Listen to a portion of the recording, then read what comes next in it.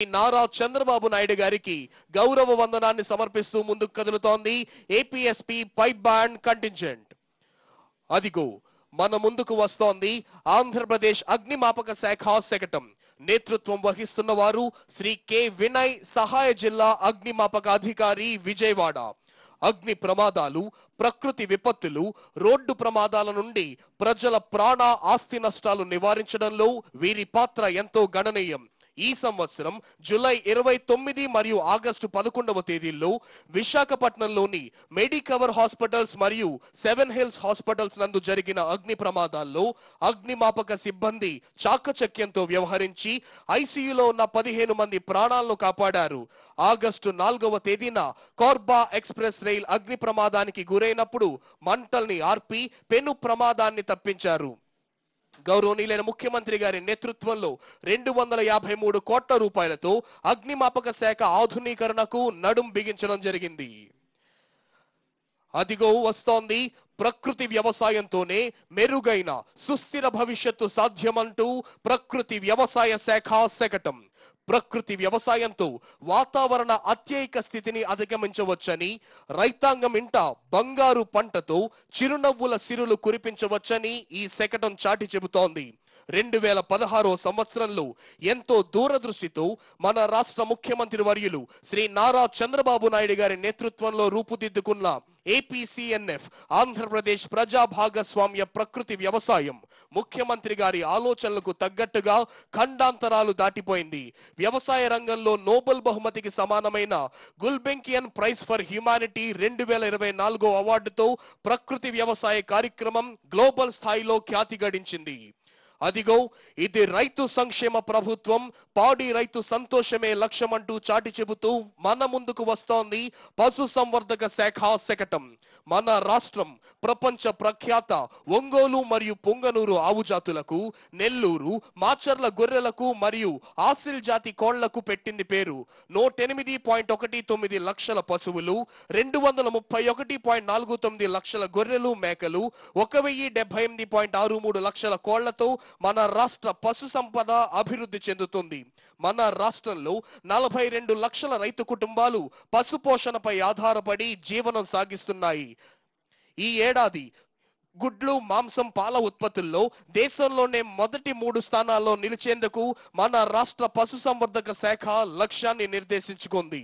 అదిగో వస్తోంది చక్కని చదువులకు చంద్రన్న పాలన. చంద్రన్న పాలనలో చక్కని చదువులు అందించేందుకు మీ ముందుకు వస్తోంది పాఠశాల విద్యాశాఖ సమగ్ర శిక్షా శకటం. విద్యార్థులకు స్ఫూర్తి కలిగించేలా, మన చరిత్రను సంస్కృతిని గుర్తించేలా విద్యారంగంలో విశేష సేవలందించిన వ్యక్తుల పేర్లను ప్రభుత్వ పథకాలకు పెట్టి సమర్థవంతంగా ముందుకు వెళుతోంది మన ప్రభుత్వం. అధికారంలోనికి వచ్చిన వెంటనే 16,347 పోస్టులతో మెగా డిఎస్సిని ప్రకటించి తమ చిత్తశుద్ధిని నిరూపించుకుంది కూటమి ప్రభుత్వం.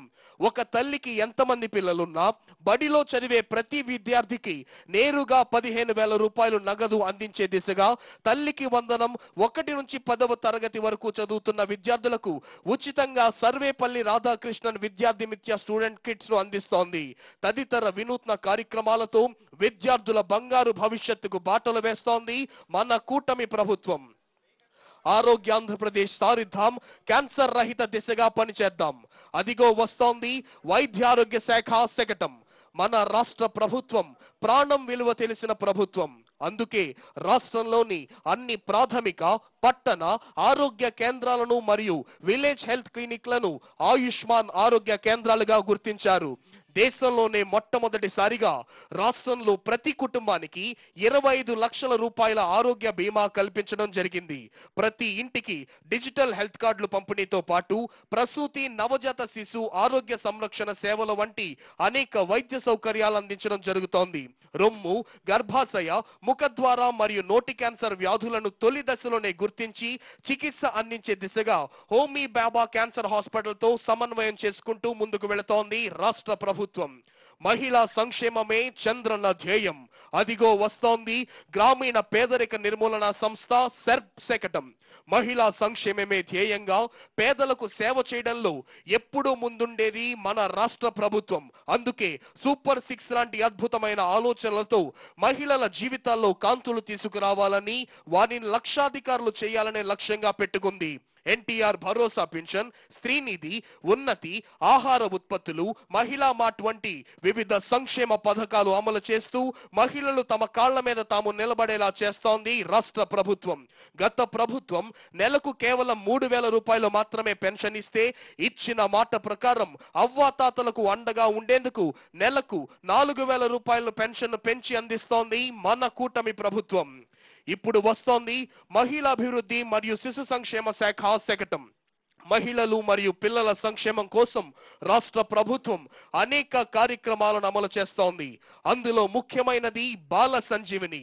గర్భవతులు, బాలింతల్లో రక్తహీనతను మరియు 6 ఏళ్లలోపు పిల్లలలో పోషకాహార లోపాన్ని తగ్గించడమే ఈ పథకం యొక్క లక్ష్యం.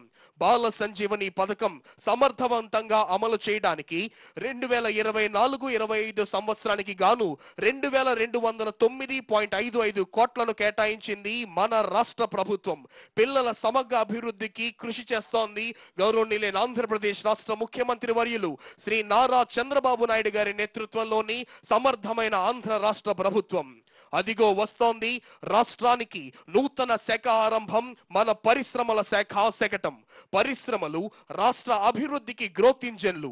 దీన్ని ప్రపంచ పెట్టుబడిదారులకు వివరిస్తూ సింగిల్ విండో సిస్టమ్ ద్వారా పెట్టుబడిదారులను వన్ స్టాప్ సొల్యూషన్ పద్ధతిలో వివిధ సేవలు అందించడం ద్వారా ఈజ్ ఆఫ్ డూయింగ్ బిజినెస్ లో రాష్ట్రం వరుసగా నెంబర్ 1 గా నిలిచి తన సత్తా చాటుకుంది. ఫోకస్ సెక్టార్లు, పరిశ్రమల కొరకు అందుబాటులో ఉన్న మౌలిక సదుపాయాలు, పారిశ్రామిక కారిడార్లు, పారిశ్రామిక రంగాలకు సంబంధించి రాష్ట్ర విధానాలు సులభంగా వ్యాపారం చేసుకునడానికి వీలుగా సౌలభ్యం కల్పిస్తోంది మన రాష్ట్ర ప్రభుత్వం. అర్హులైన పేదలందరికీ పక్కా ఇళ్ల నిర్మాణం మన ప్రభుత్వం యొక్క ఆశయం. అదిగో వస్తోంది పేదవారి సొంతింటి కలను నెరవేర్చే రాష్ట్ర గృహ నిర్మాణ సంస్థ శకటం. మన రాష్ట్రంలో పక్కా ఇళ్లు లేని అర్హులైన నిరుపేదలెవ్వరూ ఉండకూడదన్న ఏకైక లక్ష్యంతో ప్రభుత్వం ముందుకు వెళ్తోంది. ఇళ్లు మంజూరైన లబ్ధిదారులకు ఇబ్బంది పడకుండా ఆ ఇళ్లను పూర్తి చేసేలా ప్రభుత్వం కృషి చేస్తోంది. ఇప్పటి వరకు ఇంటి స్థలం లేని పేదల గ్రామీణ ప్రాంతాల్లో 3 సెంట్లు, పట్టణ ప్రాంతాల్లో 2 సెంట్లు అందించింది రాష్ట్ర ప్రభుత్వం. ఇప్పుడు మన ముందుకు కదిలి వస్తోంది ప్రజా రాజధాని అమరావతి. ఆంధ్రుల ప్రజా రాజధాని అమరావతి శకటం. విధ్వంసపు శిథిలాల నుంచి స్వప్నాల సౌధాలు నిర్మించే దిశగా అడుగులు పడుతున్నాయని చాటి చెప్పేందుకు అంగరంగ వైభవంగా ముస్తాబై వస్తోంది. విభజన తరువాత రాజధాని లేని రాష్ట్రంగా మిగిలిన ఆంధ్రప్రదేశ్ కు ఆ లోటు తీర్చేందుకు అమరావతి సరికొత్త రూపు సంతరించుకుంటోంది. కృష్ణమ్మ తీరాన సగర్వంగా చారిత్రక సాంస్కృతిక వారసత్వానికి ప్రతీకగా ఉన్న అమరావతి స్ఫూర్తితో రాజధాని ప్రపంచ స్థాయి నగరంగా తీర్చిదిద్దేందుకు రాష్ట్ర ముఖ్యమంత్రి వర్యులు శ్రీ నారా చంద్రబాబు నాయుడు గారు అహర్నిహరు కృషి చేస్తున్నారు.